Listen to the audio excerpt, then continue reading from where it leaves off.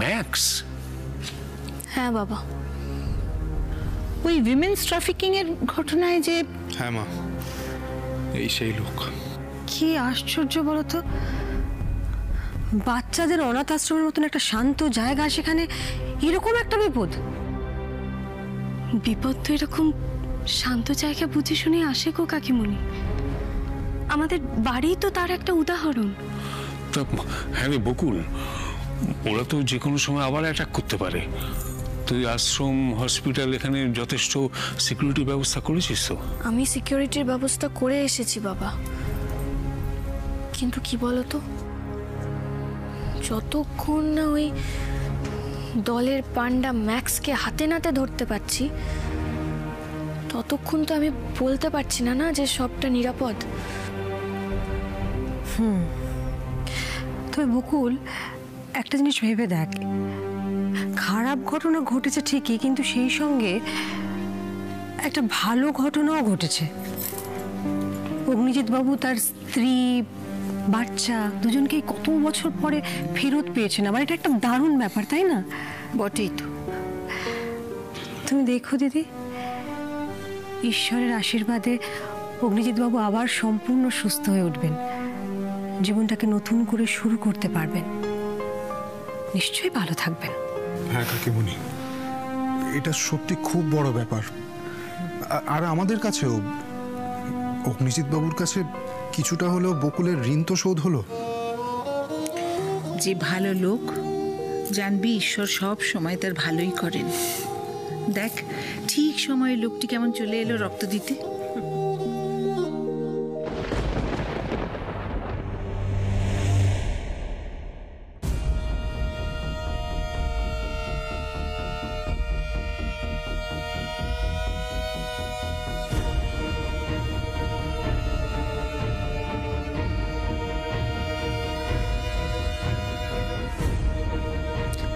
এই জন্যই তুমি সেরা ভাই।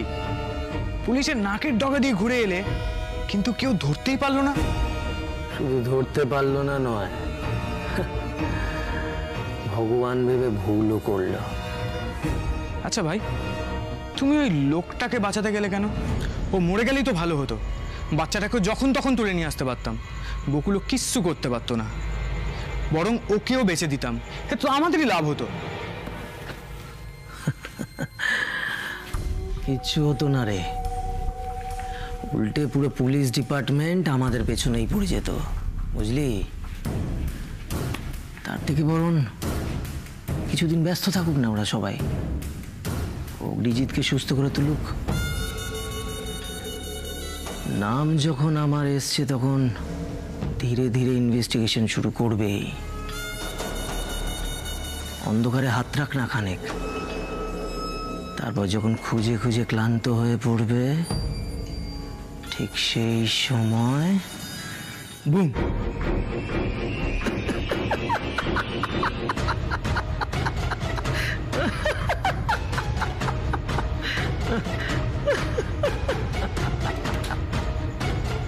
ওরা যখন আমাকে ভগবানই মেনেছে, আমি যতক্ষণ চাইবো ওরা ততক্ষণই বেঁচে থাকবে, তার বেশি 1 সেকেন্ডও না।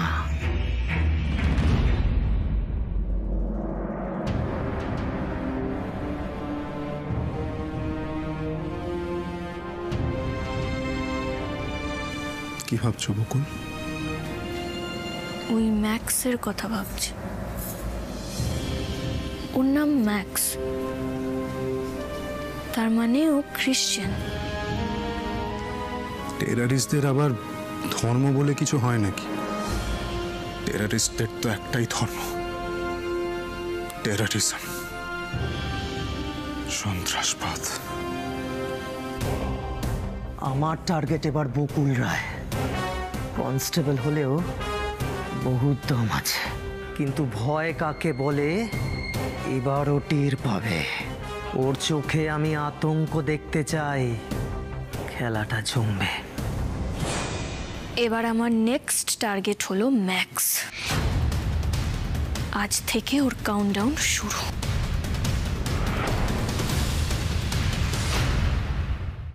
আমি বলছি না যে কেশবের সঙ্গে সব মিটমাট করে নেওয়ার কথা, সেই প্রশ্ন ওঠেই না। কিন্তু আমার দিদি কি তাই বলে সারাটা জীবন এরকম একা একাই কাটিয়ে দেবে?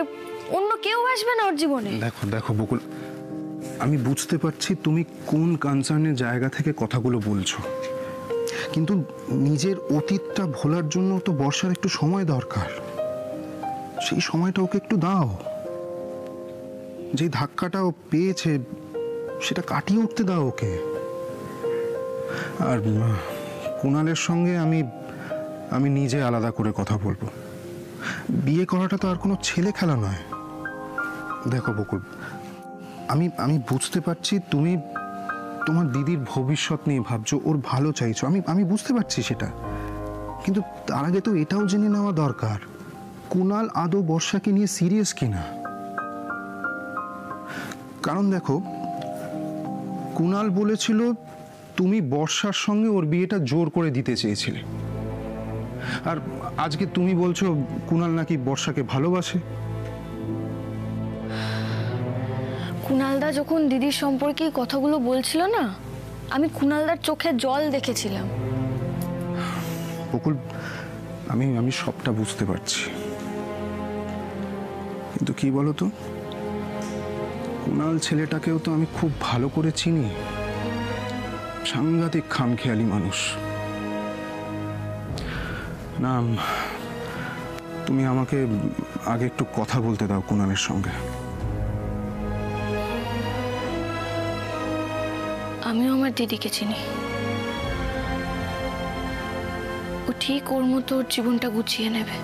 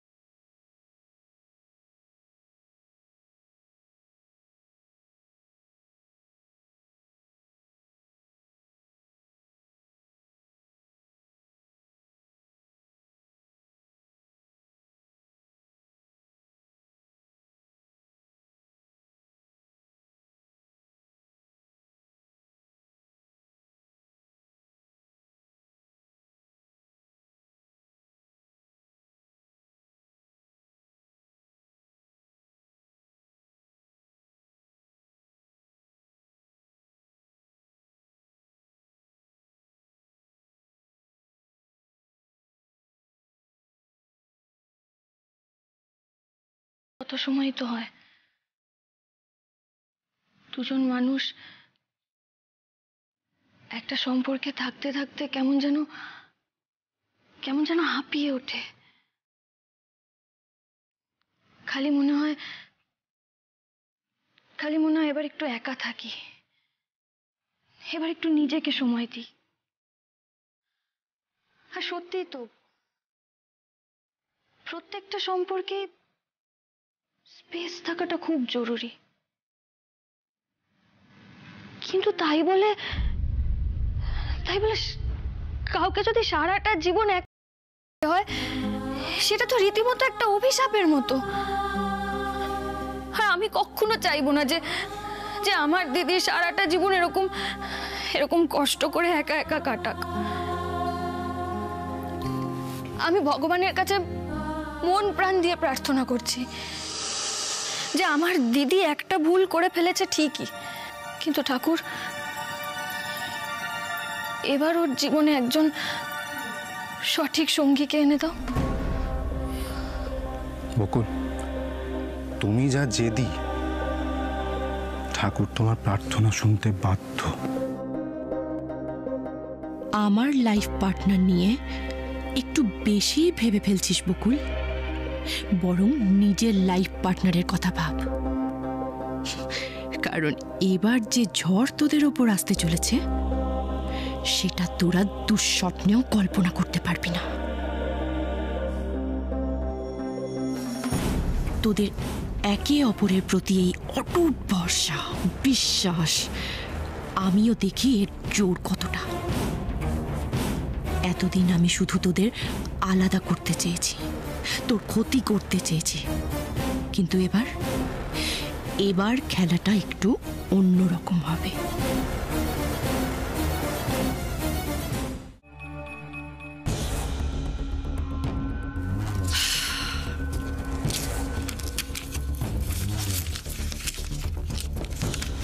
বোমা রেডি।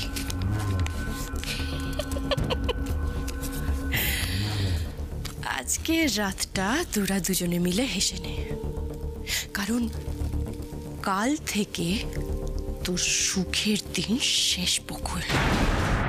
কেন দিদি?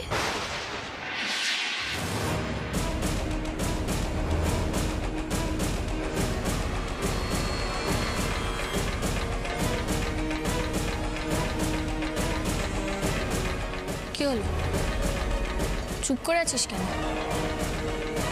কার সুখের দিন শেষ করে দিবি বলছিলি তুই? হ্যাঁ, কারণ না বকুল, আমি তো এমনি এমনি এমনি এমনি তো কিছু বলছিলি না তুই।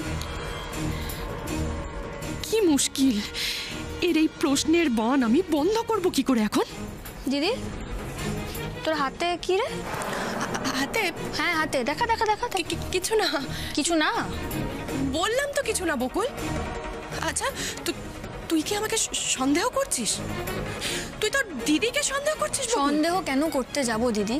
আমি নিজের কানে যেটা শুনলাম সেটাই জিজ্ঞেস করছি। কি বললি জানো তুই? সুখের দিন শেষ করে দিবি? কার সুখের দিন শেষ করে দিবি? আমার? না না, আমি কেন এরকম একটা কথা বলবো? আর তুই ভাবলি কি করে? আমি তো ভাবতে ভাবতে কিছু একটা লিখছিলাম, আর সেটাই। আচ্ছা শোন না, কি লিখছিলি আমাকে দেখা তো।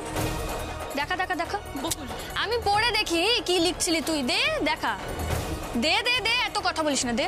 কি হয়েছে বকুল? দেখো না দিদি ভাই, আমি তখন থেকে দিদিকে জিজ্ঞেস করছি ওই কাগজে কি লিখছিল। আমি এতবার দেখতে চাইছি, ও কিছুতেই আমাকে দেখাচ্ছেই না কি লিখছে। ও কবিতা।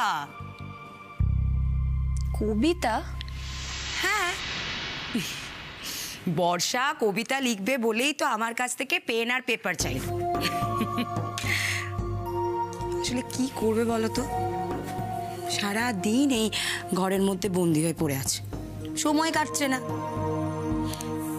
বেচারার ফোনটাও তো সাথে নেই, ওই জন্য তো আমার কাছ থেকে পেন পেপার চাইলো। তুই কবিতা লিখছিলি? কেন বকুল, লিখতে পারি না? তুই কি ভেবেছিলি আমি আবার কোনো খারাপ প্ল্যান করছি? দিদিকে নিজের বাড়িতে এনে এইটুকু ভরসা করতে পারলি না? বল। আরে কি বলতো, আমার সব শখ, সব ইচ্ছে শেষ হয়ে গেছে বকুল। আমি যেখানেই যাই না কেন আমার কপালে লাথি ঝাঁটা অপমান ছাড়া কিচ্ছু লেখা নেই। এটা আমি খুব ভালো করে বুঝে গেছি রে।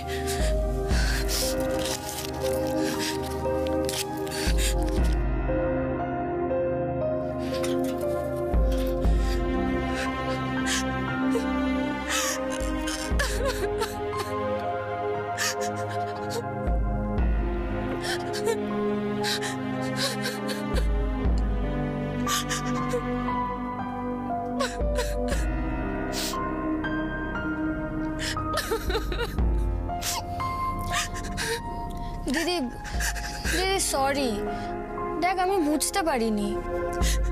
তোকে আমি কতবার জিজ্ঞেস করলাম বলতো যে তুই কি লিখছিস, আমাকে সেটা দেখা। তুই দেখাচ্ছিলিস না, আমারও জেদ চেপে গেছিল। সরি দিদি, সরি, প্লিজ কিছু মনে করিস না, সরি। নিজের স্বভাবের জন্য অনেকের সন্দেহ, অত্যাচার, অনেক কিছু সহ্য করতে হয়েছে আমাকে বকুল। আর এখন যখন আমি নিজেকে পাল্টানোর চেষ্টা করছি, তখন তুই অন্তত আমাকে ভুল বুঝিস না বোন, আমাকে সন্দেহ করিস না। না হলে তো আমি নিজের চোখে নিজেই ছোট হয়ে যাবো। দিদি আরে আমি বললাম তো সরি, দেখ কান ধরছি, সরি সরি সরি, দেখ একবার, সরি আর হবে না।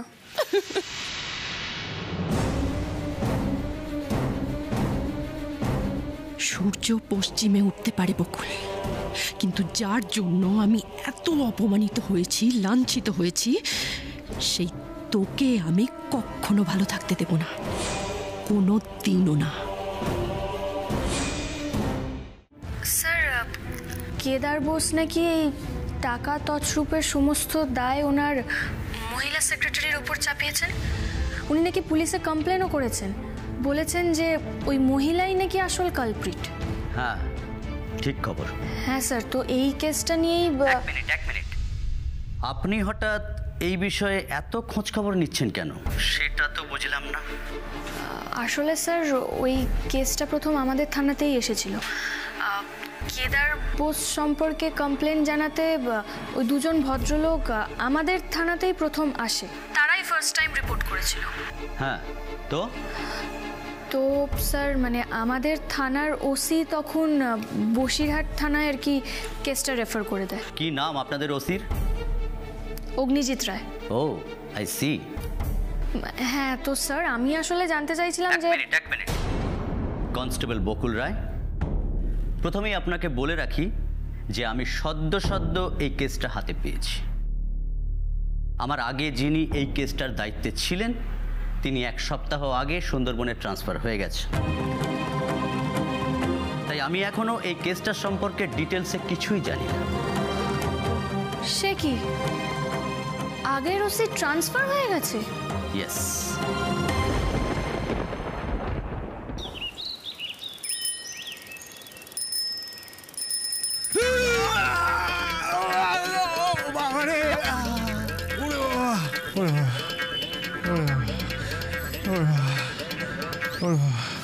আজব লোক তো। এ পা পা পা উফি বাবা,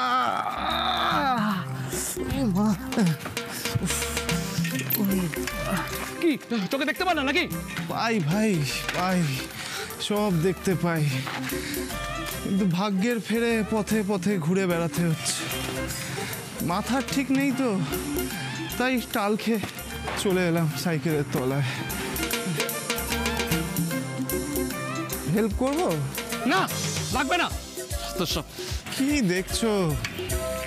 কি করবে আর দেখে? আমি খতম, আমি শেষ, আমি ফিনিশড। দেখে তো ভদ্রবাড়ির লোক মনে হচ্ছে। হ্যাঁ মনে তাই হয়, দেখে তাই মনে হয়। চটিটা পড়তে দাও। এই বাবা, দাও দাও, পেপার দাও। তো কি ভাবলে ভিক্ষে চাইছি নাকি? দাও যাও। তো সব স্ট্যান্ড তো যা যা, ধরে দিচ্ছি। ও মা, যা।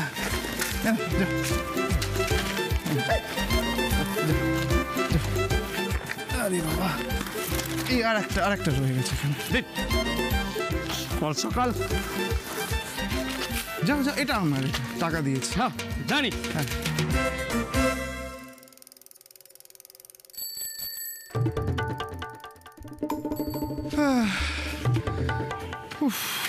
সকাল সকাল লেগে গেল। বকুল কি এমন দেখলো, পেপারটা নিয়ে একেবারে বাইরে চলে গেল? কিছু তো একটা দেখেছে।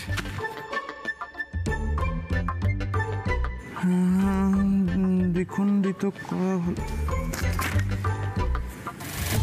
কেদার বোসের টাকা তছরূপের ঘটনায় উঠে এলো নতুন তথ্য। তাহলে তো আর কোনো উপায় নেই স্যার, আমি প্রশ্নগুলো আপনাকে করতে পারি? করতে পারেন, কিন্তু আপনাকে আমি আগেই বলেছি যে কেসটা আগে বিধানবাবু দেখছিলেন, তাই আমাকে আগে ওনার কাছ থেকে এই কেসের সম্পর্কে সমস্ত কিছু ডিটেলসে জেনে নিতে হবে, তারপরই আমি এগোতে পারব। সুতরাং এই বিষয়ে আপনাকে আমি কতটা ইনফরমেশন দিতে পারবো সে বিষয়ে আমারও সন্দেহ আছে। হ্যাঁ মানে স্যার আপনি যতটুকু জানেন আমাকে ততটুকুই বলুন। দেখুন, আমি যতটুকু জানি, চার্জটা যেহেতু কেদার বোসের ওপরেই আনা হয়েছিল, তাই উনি বকেয়া টাকাটা সমস্তটাই মিটিয়ে দিয়েছে। কিন্তু ওনার বক্তব্য, এই জালিয়াতির ব্যাপারে উনি কিছুই জানতেন না। ওনার দাবি যে ওনাকে এই কেসে ফাঁসানো হয়েছে। স্যার কে ফাঁসিয়েছে সেটা কিন্তু যেমন কাগজে পড়েছেন, কেদার বোসের মহিলা সেক্রেটারি। স্যার সেক্রেটারির নামে কি কেদার বোস কোনো কমপ্লেন করেছিল? হ্যাঁ করেছেন তো, একটা ভার্বাল কমপ্লেন করেছেন। ঝামেলাটা যেদিন হয় সেই দিন পর্যন্ত ওই সেক্রেটারি মহিলা কেদার বোসের সঙ্গেই ছিল। জনগণ, পুলিশ, মিডিয়া ঝামেলার সময় সবাই ওই সেক্রেটারি মহিলাকে সেখানে দেখেছেন। তারপর আবার কি, টাকা পয়সা নিয়ে মহিলা ফেরার। আপনার কি আর কিছু জিজ্ঞাসা করার আছে constable Bakul Rai? Sorry sir. হ্যাঁ স্যার, বলছি যে ওই মহিলা সেক্রেটারির নামটা আপনি আমাকে একটু কাইন্ডলি বলবেন স্যার? হ্যাঁ, ওই মহিলার নামটা হলো বর্ষা।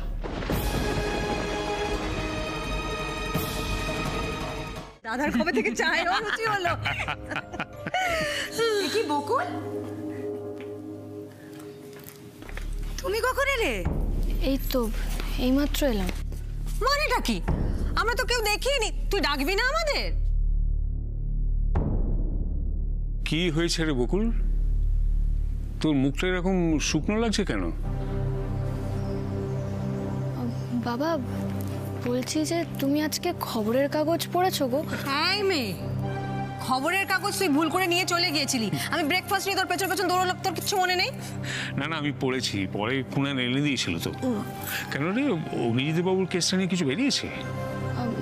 না বাবা, সেটা না। তাহলে অন্য কোনো খবর চিন্তা করার মতন? না সেটাও নয়। আসলে ওই যে বললো না, আমি বেরিয়ে গিয়েছিলাম খবরের কাগজটা নিয়ে, তাই জিজ্ঞেস করছিলাম যে তুমি পড়েছো কিনা খবরের কাগজ। ঠিক আছে, আমি চেঞ্জ করে আসছি। হ্যাঁ নিচে আসবি চেঞ্জ করে, আমি চা করছি তোর জন্য।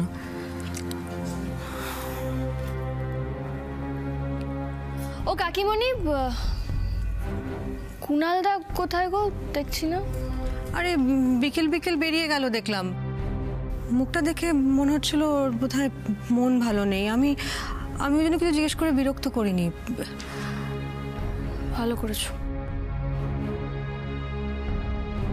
বকুল কিছু বললো না বটে, কিন্তু মনে হচ্ছে কিছু একটা হয়েছে।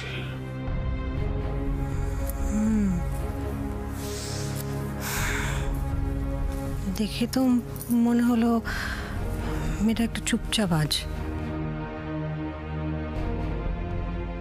ও কাকিমণি শোনো না, এই একটা মেয়ে যদি সারাক্ষণ ওই চোর ডাকাতের পেছনে ঘোরে তাহলে কার ভালো লাগবে বলো? ওই জন্য ও এরকম করছে। কিচ্ছু হয়নি বাবা, চিন্তা করবেন না। চা করবে না? চলো চা করবে। আমি আজকে চা খাবো, তোমার হাতে অনেকদিন চা খাইনি। চা খাবো।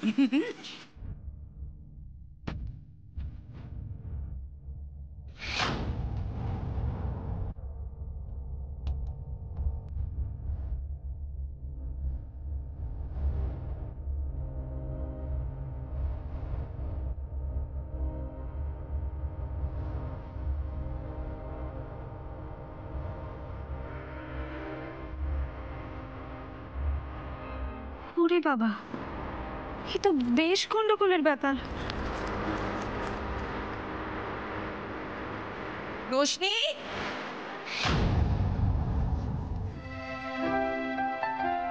আমি না তোমার উপর খুব রেগে আছি। না ব্যাপারটা কি? সেই সন্ধ্যাবেলা থেকে ঘরে ঢুকে বসে আছো, খেতে পর্যন্ত নামলে না। খিদে পাই না তোমার? না আসলে ওই সন্ধ্যাবেলায় অনেক কিছু খেয়ে নিয়েছিলাম তো, ওই জন্য আর খিদেই পাচ্ছে না। আর আমি যে তোমার জন্য তোমার ফেভারিট ঢ্যাঁড়স চচ্চড়ি করলাম, সেটা কে খাবে? সেটাও তো খেলে না। প্লিজ পরে খাবো। হ্যাঁ এই রোশনি, তোমার সৌরভের জন্য মন খারাপ হচ্ছে, তুমি আমায় বলতে পারো। আরে দূর, তুমিও না সোনা বৌদি, আমার এখন মন খারাপ করার সময়ই নেই। কেন গো, কি এত গুরুত্বপূর্ণ কাজ? এটা কি গো? এগুলো কি? এগুলো কোলাজ ওই ডাব্বুর স্কুলে ওয়ার্ক এডুকেশনের প্রজেক্ট দিয়েছে তো, সন্ধ্যে থেকে সেটাই করছিলাম। এ বাবা, আমি তো ভুলেই গেছি, মিষ্টিরও তো প্রজেক্ট আছে। ভাগ্যিস তুমি মনে করালে, নাহলে আমি তো ভুলেই গিয়েছিলাম। আর এই স্কুলগুলো কি বলো তো, হ্যাঁ, ওই টুকুটুকু বাচ্চাদের অত কঠিন প্রজেক্ট দেয়, ওরা তো করতে পারে না, সে আমাদেরই করতে হয়। কি আর করবে বলো, এখন করতে যখন হবে আগে থেকে করে নেওয়াটাই বেটার নয় কি? তুমি এক কাজ করো, তুমিও বরং আগে থেকেই করে নিও। হ্যাঁ, যাই প্রজেক্ট করি, কি করব। এই রোশনি, বলছি ডাব্বু তো মিষ্টির কাছে ভূতের গল্প শুনছে, ওকে পাঠিয়ে দিই। না না, ঠিক আছে, কোনো তাড়া নেই। আর ও না এলেই বরং আমি তাড়াতাড়ি কাজটা শেষ করতে পারবো। এটা তুমি ঠিক বলেছো। আচ্ছা ঠিক আছে, তুমি ওয়ার্ক এডুকেশন করো আর আমি প্রজেক্ট করি। ডাব্বুকে পরে পাঠিয়ে দিচ্ছি। Good night. Good night.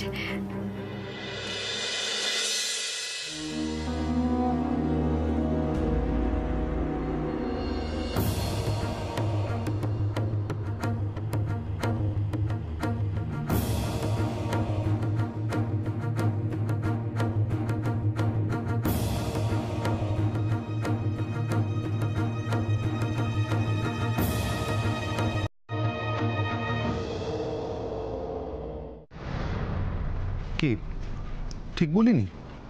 Kunal তো নিশ্চয়ই জানবে পিসে মশাইয়ের সেক্রেটারি কে ছিল। হ্যাঁ সেটা জানবে, কিন্তু দিদি তো ওর শ্বশুরের সঙ্গে পার্টির কাজ করতো বলেছিল, চাকরি করতো তো বলেনি। তার মানে দিদি চাকরি করতো আসলে। তুমি আগে থেকে কেন এত বেশি ভেবে অস্থির হচ্ছ আমি তো সেটাই বুঝতে পারছি না। আমি তো বলছি আগে কনফার্ম হয়ে নাও কুণালের কাছে যে সেক্রেটারি কে ছিল। কিন্তু কুণালদা যখন শুনবে যে তোমার পিসে মশাই আমার দিদির নামে এত অ্যালিগেশন দিয়েছে, এমনকি আমরাও দিদিকে সন্দেহ করছি, তখন তো কুণালদার খারাপ লাগবে গো। কেন খারাপ লাগবে কেন? এখন খারাপ লাগলেও কিছু করার নেই বকুল, যত খারাপ হওয়ার হয়ে গেছে। এখন আমরা সত্যিটা জানতে চাইছি, এটাই হলো আসল কথা।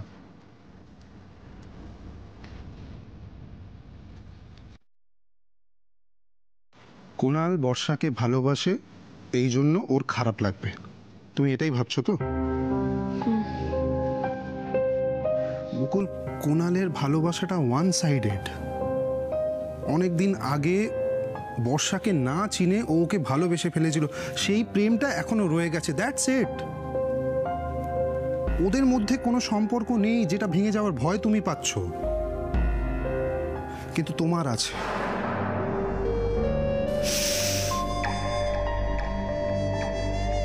আজই তো তোমাদের একসঙ্গে কাটানোর শেষ দিন।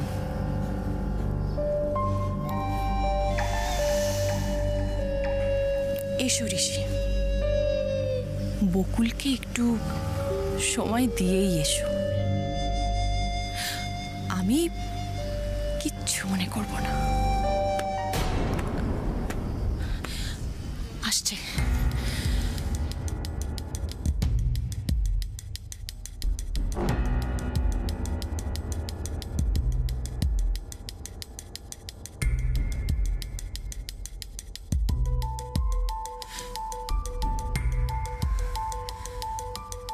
তুমি এসেছো Rishi? Thank you for coming. বকুলকে ঘুম পাড়িয়েই এসেছো নিশ্চয়ই? আমি জানতাম তুমি আসবে, আমার বিশ্বাস ছিল। তুমি আমার ডাক উপেক্ষা করতে পারবে না ঋষি।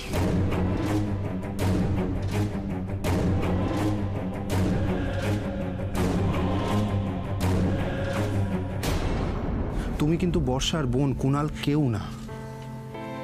তো একজন বোন হিসেবে তুমি যদি তোমার দিদির সম্পর্কে কোনো প্রশ্ন করো, তার পেছনে নিশ্চয়ই কোনো না কোনো কারণ আছে। এটা তো কুণালকে বুঝতে হবে। আমি তো তোমাকে সবটাই বলেছি, তুমি তো সবই জানো। আমি আমার দিদির সঙ্গে কুণালদার সম্পর্ক আছে ভেবে কুণালদার গায়ে হাত অবধি তুলেছি, কত অপমান করেছি দিদির যোগ্য নাও এসব বলে। এবার আমি আবার কুণালদার কাছে আমার দিদিকে নিয়ে এত কথা জিজ্ঞেস করব কোন মুখে? বকুল, এসব নিয়ে তুমি কেন অস্বস্তি বোধ করছো আমি বুঝতে পারছি না। কুণাল নিজে তোমার আর বর্ষার সম্পর্কে আমাকে অনেকবার মিস ইনফরমেশন দিয়েছে। কই, আমি তো ওকে কিছু বলিনি। আচ্ছা ঠিক আছে, তোমার একা গিয়ে কথা বলতে অসুবিধা হচ্ছে আমি বুঝতে পারছি, আমি যাব তোমার সঙ্গে। তাহলে তো কোনো অসুবিধা নেই। হাজার হোক আমি তোমার প্রথম প্রেম ঋষি, তাকে ভোলা কি এতটা সহজ? হ্যাঁ, বকুল যতই কনস্টেবল হয়ে যাক, ওর পেপারে নাম বেরোচ্ছে, ও অনেক উন্নতি করছে, কিন্তু তাও তো বকুলই। ও আর কতটা বদলাতে পারে?